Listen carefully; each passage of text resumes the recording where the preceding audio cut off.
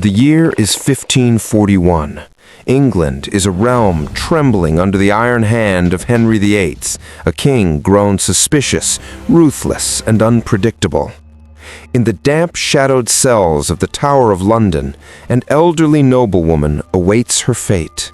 She is Margaret Pole, Countess of Salisbury, a woman of royal blood, cousin to kings, mother of cardinals, and the last great link to the Plantagenet dynasty.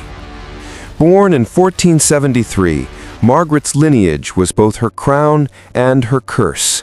Daughter of George, Duke of Clarence, and niece to Edward IV, she carried the blood of England's ancient rulers.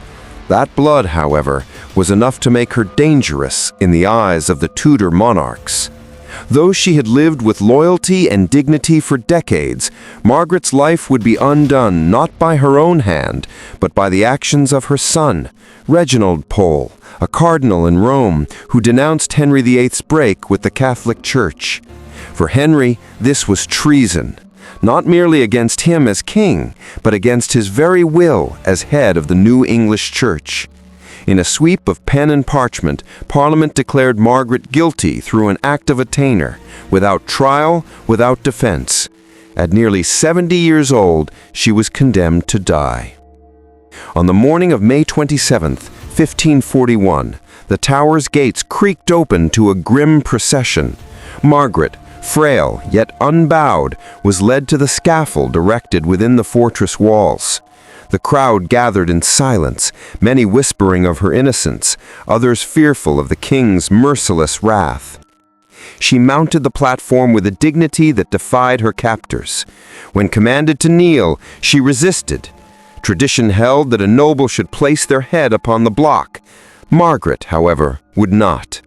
Instead, she declared her faith, proclaiming her loyalty to God, and denounced the injustice laid upon her.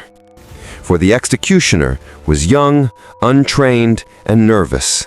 As the axe was raised, the gathered witnesses braced themselves. But instead of the swift, clean stroke due to her rank, the blade came down wild and clumsy, missing its mark. Gasps of horror filled the air. The executioner struck again and again, butchering her body in a frenzy of blows. Some accounts speak of 10, even 11 strokes, hacking her shoulders, head, and back, until the old countess finally collapsed, lifeless upon the blood-stained boards. It was not an execution, it was a slaughter. The tower that day was filled not with order, but with chaos. The onlookers recoiled, for even in an age accustomed to death, the savagery of Margaret's end shocked them to silence. Her death was not only the brutal extinguishing of a woman's life, it was the symbolic murder of a royal bloodline. With Margaret Pole died the last formidable echo of the Plantagenets. Centuries later, the Catholic Church would remember her not as a traitor, but as a martyr. In 1886, she was beatified by Pope Leo XIII. Yet history still recalls the horror of her final moments, the old woman who defied her king and whose execution revealed the darkest depths of Tudor tyranny.